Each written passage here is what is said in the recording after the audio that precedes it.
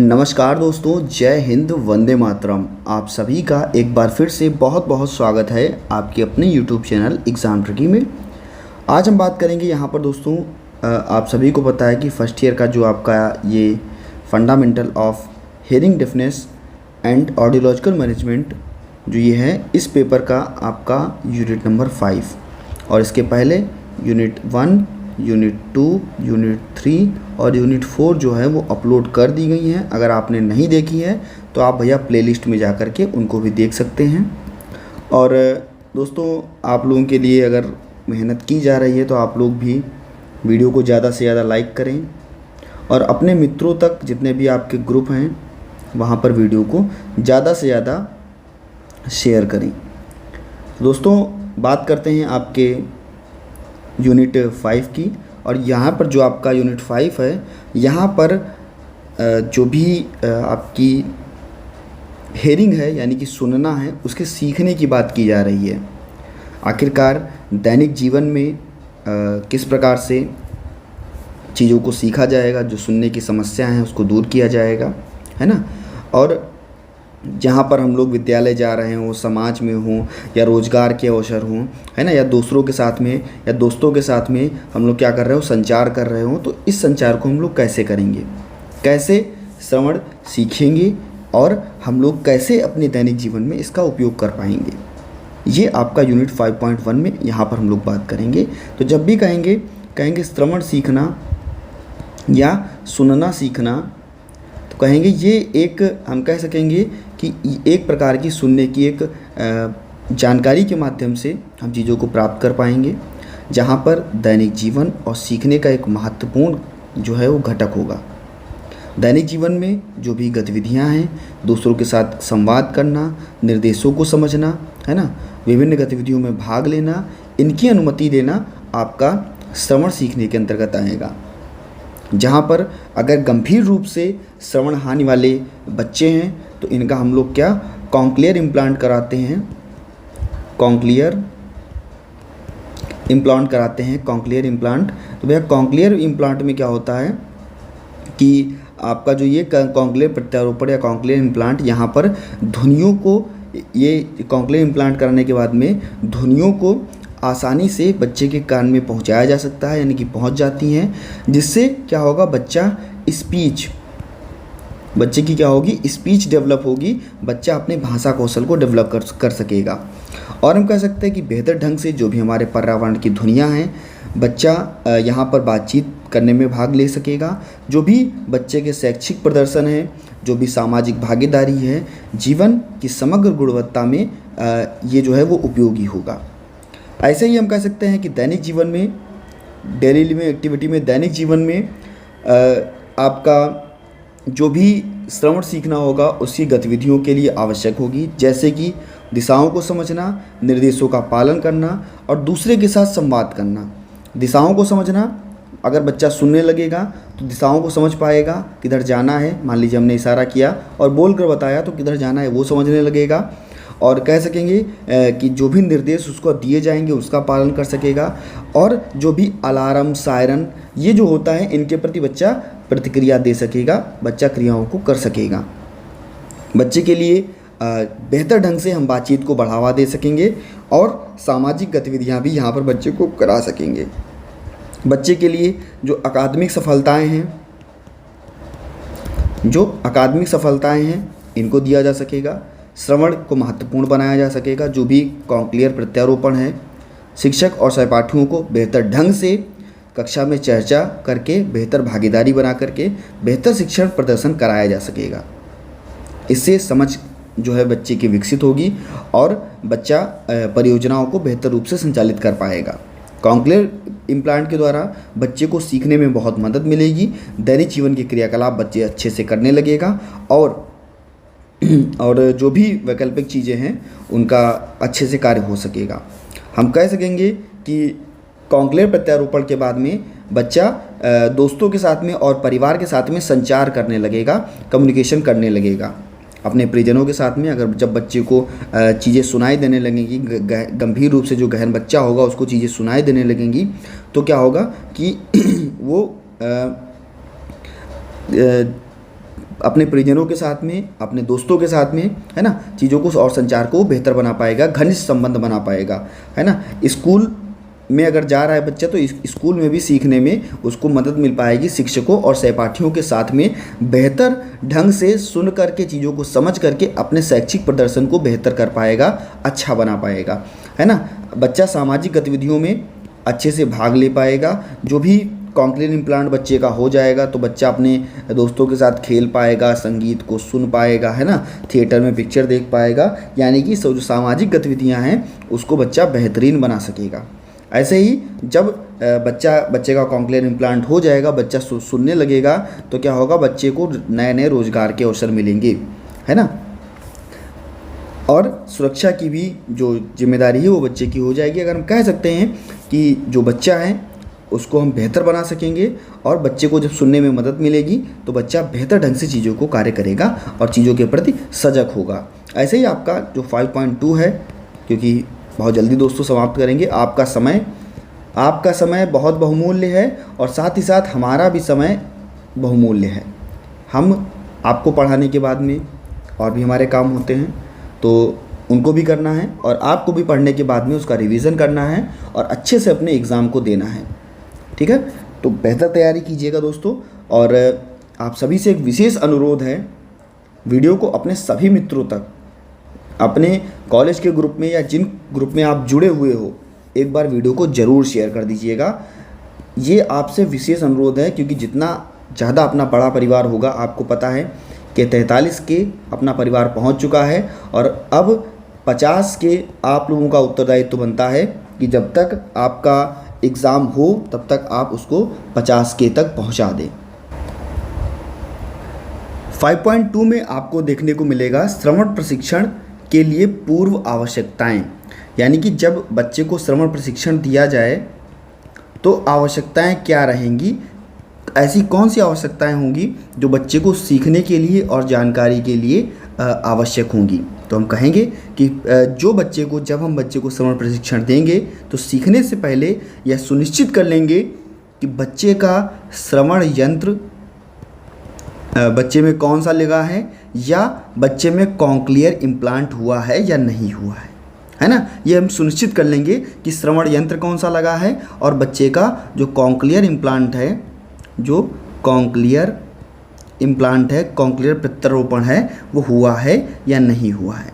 हम यह सुनिश्चित करेंगे कि ऑडियोलॉजिस्ट के साथ में नियमित रूप से किन उपकरणों का प्रयोग किया गया है और उन उपकरणों को कैसे समायोजित किया गया है। व्यक्ति की सुनवाई, यानी कि व्यक्ति की सुनाई देने वाली जो क्षमता है वो कितनी है।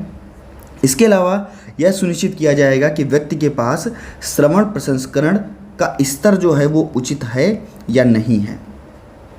विभिन्न भाषा ध्वनियों को अलग करने, शोर वातावरण में भाषा को समझने, जटिल दिशाओं का पालन करने की क्षमता, है ना। ये सारी क्षमताएं जो हैं आपको बच्चे में देखनी होगी कि बच्चे में ये सारी क्षमताएं हैं या नहीं है, बच्चे में इन कौशलों का विकास हुआ है या नहीं हुआ है। उसके बाद में व्यक्तियों को श्रवण प्रशिक्षण और सिखाने के लिए हम उसके अंतर्गत बच्चे की भाषा यानी कि लैंग्वेज और बच्चे की स्पीच यानी कि बच्चे का भाषण, है ना, इन चिकित्साओं की आवश्यकता होगी। हम कहेंगे कि ऑडियोलॉजिकल जानकारी या श्रवण प्रशिक्षण को डिज़ाइन करने के लिए सबसे पहले ऑडियोग्राम परिणाम देखा जाएगा। जो भी ऑडियोग्राम परिणाम होगा, ऑडियोग्राम परिणाम इसको देखा जाएगा। और ऑडियोग्राम के बारे में मैंने आपको पहले ही बताया था, जहाँ पर भैया ग्राफ के माध्यम से जो है आवृत्तियों को कह सकते हैं पहचाना जाता है। जो विभिन्न आवृत्तियों को व्यक्ति सुनाई देता है उसको किसके ग्राफ के माध्यम से देखा जाता है। यह जानकारी निर्धारित करने में मदद करता है व्यक्ति को कौन सी ध्वनियाँ कहाँ पर गायब हो सकती हैं और व्यक्ति का श्रवण प्रशिक्षण के दौरान किन आवृत्तियों पर जोर मिला है, उसकी आवश्यकता क्या है। ये आपका ऑडियोग्राम परिणाम आपको दिखा रहा है। दूसरा क्या है, आपका भाषण को धारण करने में यानी कि स्पीच को धारण करने में जो उसका परिणाम है, परीक्षण का परिणाम है, उस पर ध्यान दिया जाएगा। तो ये परीक्षण या निर्धारित करने में मदद कर सकते हैं कि व्यक्ति शांत और शोर वातावरण दोनों में भाषण को कितनी अच्छी तरह से समझने में सक्षम है। स्पीच को शांत वातावरण में कितनी अच्छी तरीके से समझ सकता है और उस वातावरण में अगर शोर हो रहा है तो कितनी अच्छी तरीके से समझ सकता है। यह जानकारी प्रशिक्षण, अभ्यास और गतिविधियों के चयन का मार्गदर्शन करने में जो है मदद देती है। ऐसे ही सुनने की क्या होगी, हम सुनने की सूची तैयार करेंगे। यह एक प्रश्नावली है जो व्यक्ति की सुनने की ज़रूरतों को, वरीयताओं को एक साथ साथ सुनने के वातावरण को निर्धारित करने में मदद करती है।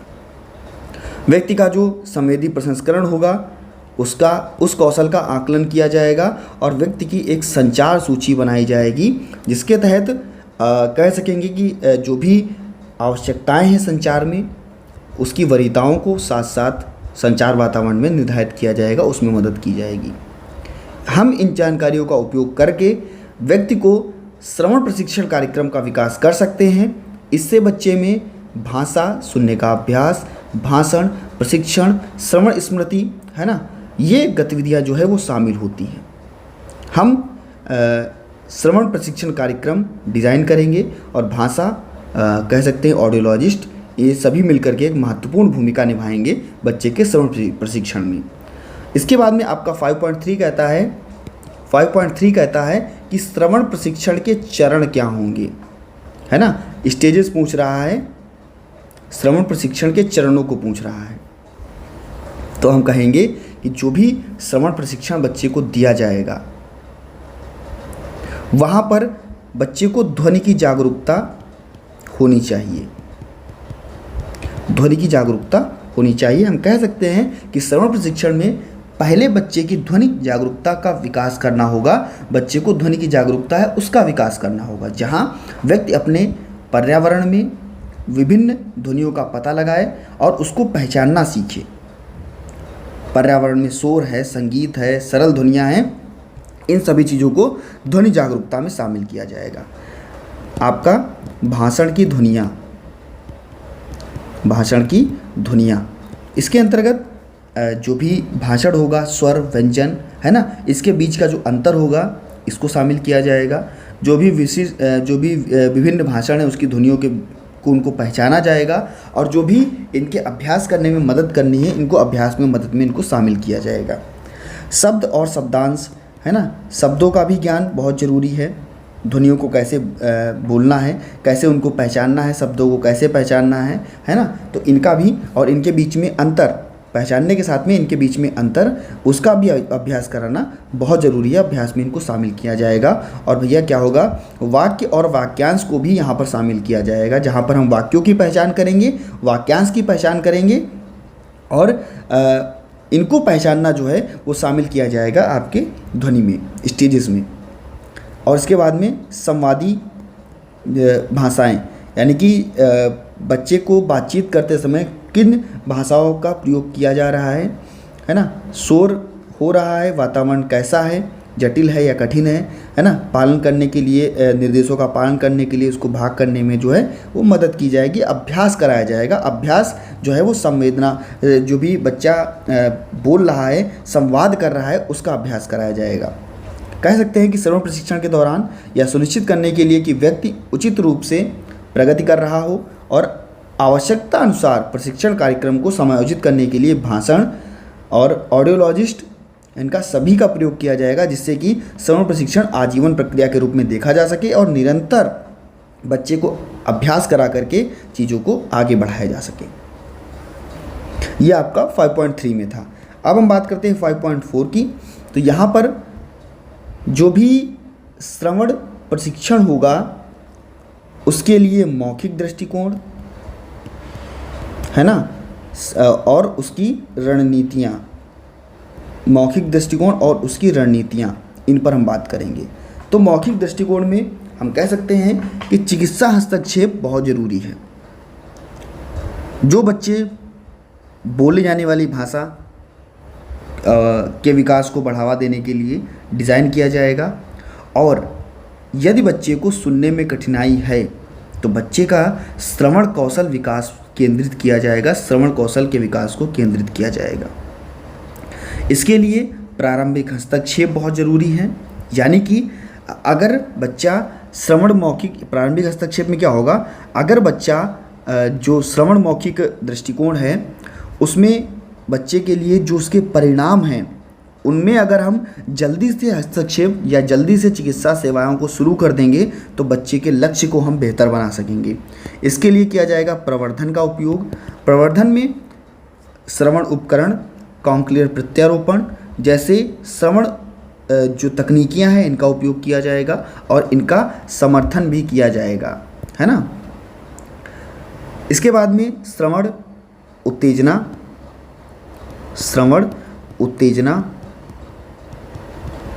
इसमें बच्चे को सुनने और बोलने वाली भाषा, इसके कौशल का विकास होगा, इसको बढ़ावा दिया जाएगा। ऐसी गतिविधियों को शामिल किया जाएगा जो बच्चे के पर्यावरण में ध्वनियों को ध्यान में रख करके प्रोत्साहित की जा रही हों, जैसे संगीत हुआ या पर्यावरण की ध्वनियाँ हुई। ऐसे ही परिवार की भी भागीदारी होगी।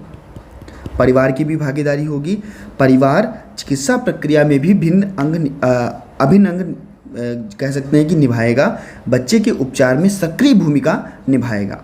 परिवार के सदस्यों को अपने दैनिक जीवन में बच्चों में लगातार श्रवण मौखिक इनपुट प्रदान करने में प्रशिक्षित किया जा सकता है।